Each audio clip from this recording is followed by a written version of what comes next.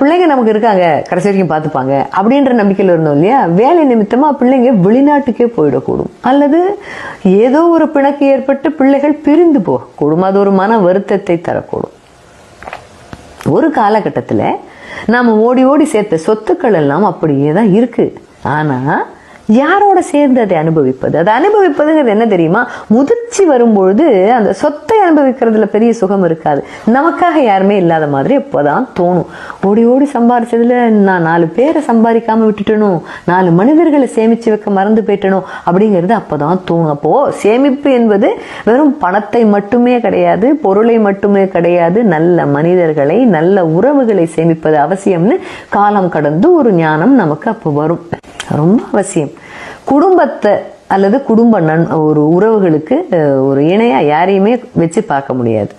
நம்மளுடைய மனைவி, நம்மளுடைய பிள்ளைகளோட இடத்துல நம்ம வேற யாரையும் வச்சு பார்க்க முடியாது. ஆனா வயசான காலத்துல மனைவியோ கணவனோ இல்லாமல் போகும்பொழுது, குழந்தைகள் நிர்பந்தத்தாலோ இல்ல காலத்தின் கோலம் நம்மளோட இல்லாத போகும்போது, நம்மளுடைய வயோதிகத்துல நமக்கு யாராவது கண்டிப்பா வேணும். பிடிச்சி 4 இடத்துக்கு கூட்டிட்டு போக, நம்மளோட உட்காந்து கொஞ்சம் நேரம் செலவழிக்க, ஒரு பேப்பர் படிக்க, உடம்பு நல்லா இருக்கா, டாக்டர்கிட்ட போலாமா, மருந்து சாப்பிட்டீங்களா, வாயத்தருங்கன்னு கொஞ்சம் மாத்திரையும் தண்ணியும் போட, கை கால் கொஞ்சம் அமுக்கி விடவா, தைலம் தடவி விடவா, படுங்க, துணைக்கு இன்னைக்கு இருந்துட்டு போட்டோமா அப்படின்னு கேட்க ஒரு நல்ல நண்பரோ, ஒரு நல்ல மனிதரோ, ஒரு துணை, ஒரு கம்பேனியன்னு சொல்லுவோம், அவங்க தேவை. அவங்கள தளர்ந்து போனதுக்கு அப்புறம் ஓடி போயெல்லாம் தேடி சம்பாதிக்க முடியாது. அப்போ நம்ம என்ன ஞாபகம் வச்சுக்கணும்னா, சேமிப்பு அப்படின்னு குழந்தைகளுக்கு சொல்லிக் கொடுக்கும் போதும் சரி, அல்லது நாம் அதை மனதில் எடுத்துக்கொள்ளும் போதும் சரி, வெறும் பணத்தையோ பொருளையோ மட்டும் சேமிக்கிறது சேமிப்பு கிடையாது.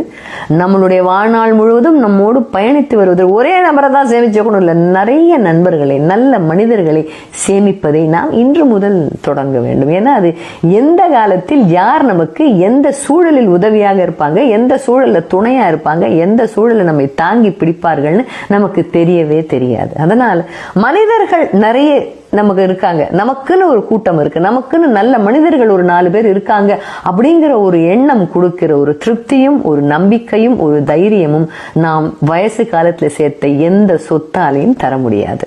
நேற்றைய பொழுது அனுபவம், இன்றைய பொழுது நிச்சயம், நாளைய பொழுது நம்பிக்கை. நம்பிக்கையோடு இருங்கள்.